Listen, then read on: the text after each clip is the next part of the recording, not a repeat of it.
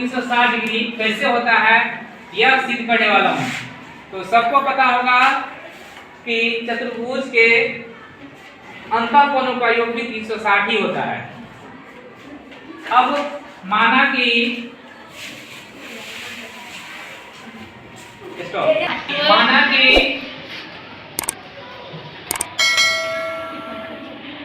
ABCD एक चतुर्भुज है।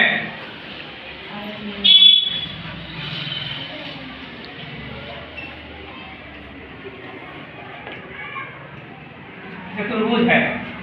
हम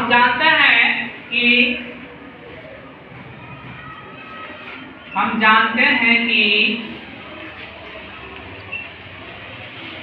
चतुर्भुज के चारों कोणों का योग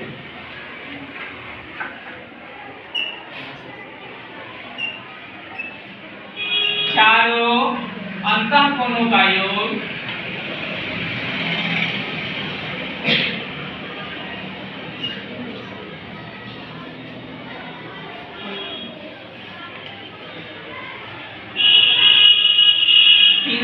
डिग्री होता है।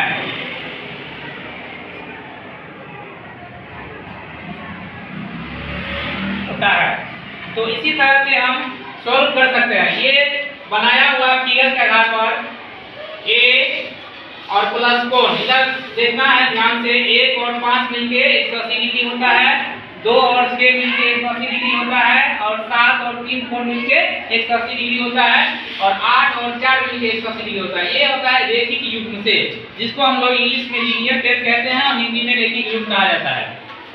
तो लिखना क्या है, एंगल 1 कोण 1 और कोण 5 बराबर 180 डिग्री रेखिक युग्म। रेखिक युग्म से क्योंकि एक ही रेखा पे 180 डिग्री का कोण बनता है। एंगल 2 और एंगल 6 2 और 6 मिलके हो गया 180 डिग्री। ये भी रेखिक युग्म से एंगल 3 और एंगल 7 मिलके 180 डिग्री, ये भी हो गया रेखिक युग्म से। और एंगल 4 और 8 मिलके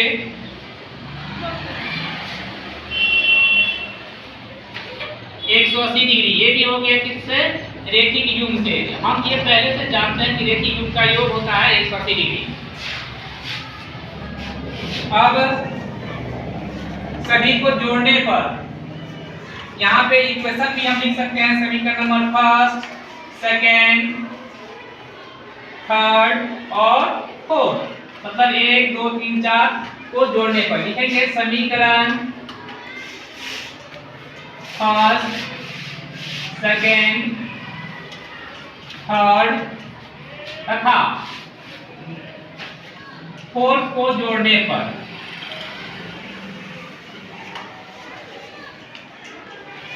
जोड़ने के बाद क्या आता है देखना है। यहाँ पे 1 + 5 2 + 6 plus angle 3 + 7 plus angle 4 + 8 add करने के बाद कितना आता है 180 + 180, ये डिग्री में है, प्लस 180 + 180। अब 1 angle 1 plus angle 2 plus angle 3 plus angle 4 plus angle 5 plus angle 6 plus angle 7 plus angle 8 को एक साथ लिख दिए, क्योंकि हमें ये ऐड करने में सहूलियत 4 तक जो है 360 का आएगा। जोड़ने के बाद ये आ जाएगा कितना 360 डिग्री। जोड़ने के बाद ये 360 डिग्री आ 360 और प्लस 360 हो गया कितना 720 डिग्री।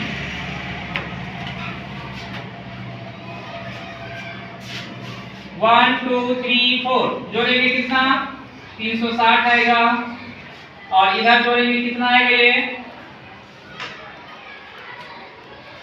4 5 5 6 7 8। इसको जोड़ने के बाद ही तो निकालना था मुझे। Angle 4 plus angle 5 plus angle 6 plus angle,